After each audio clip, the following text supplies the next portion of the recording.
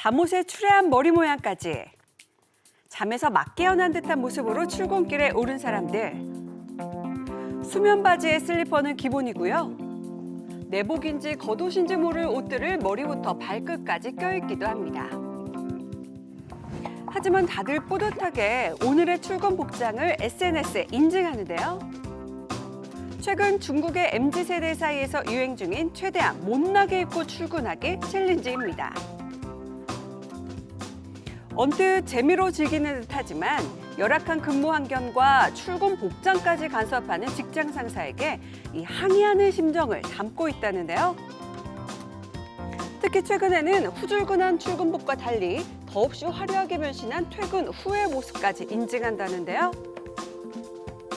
회사 생활 중 그 어떤 것에도 에너지를 쓰고 싶지 않아 하는 요즘 중국 젊은 세대의 의식이 읽힌다는 해석도 나오고 있습니다.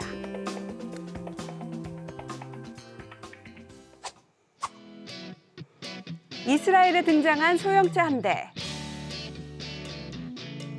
그런데 아무리 작아도 이렇게 좁은 곳에 주차가 가능할까요?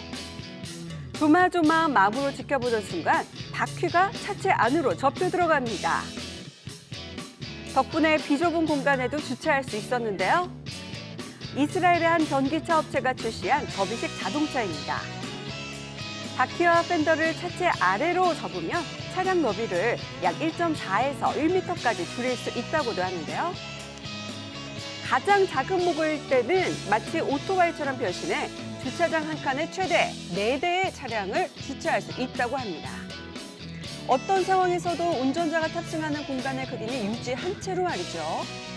해당 모델들은 이미 이스라엘 응급의료팀에 1,000대를 납품하기로 했고 전 세계적으로 1,000대 선주문을 받았다고 알려지면서 더욱 기대가 쏠리고 있는데요. 접이식 자동차가 도시의 복잡한 주차난을 해소할 묘수가 될 수 있을지 지켜봐야겠습니다. 다시 중국입니다. 마치 사람처럼 양팔과 다리를 힘차게 움직이며 달리는 휴머노이드 로봇.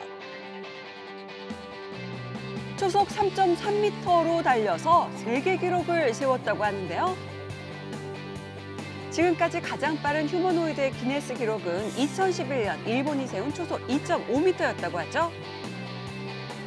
이번 중국의 휴머노이드 로봇이 기록한 초속 3.3m는 10km를 50분에 완주할 수 있는 속도라고 하는데요.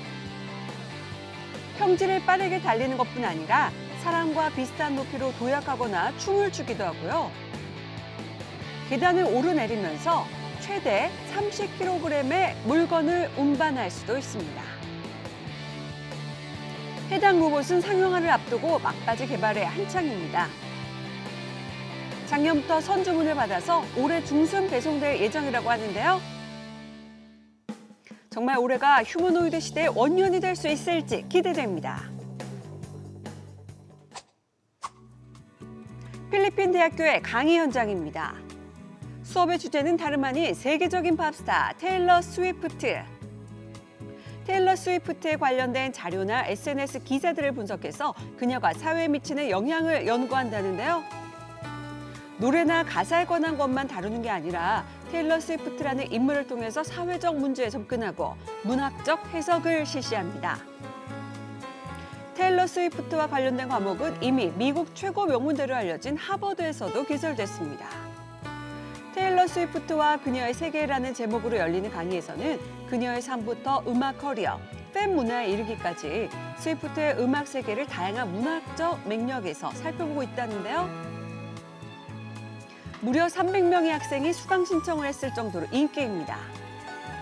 콘서트를 여는 지역마다 대규모 인파가 몰려들면서 엄청난 경제적 효과가 창출되는 테일러 노믹스는 이제 단순한 경제 현상이 아닌 학계 연구 대상으로 떠올랐습니다. 한국인이 가장 많이 떠나는 국가 1위에 등극한 일본. 그중 오사카는 일본 지역별 한국인 여행자 비율이 29%에 달할 정도로 한국인이 가장 많이 찾는 도시입니다. 자, 하지만 앞으로 오사카에 가면 추가 관광세를 내야 할지도 모르겠습니다. 오버 투어리즘 대책으로 관광객에게 일정액의 부담을 요구하는 징수금 제도의 도입을 검토 중인 건데요. 오사카의 관광 자원을 보호해서 더 쾌적하고 매력 있는 관광지로 만들겠다는 취지입니다. 한편 오사카에선 이미 2017년부터 관광객에게 별도 숙박세를 받고 있죠.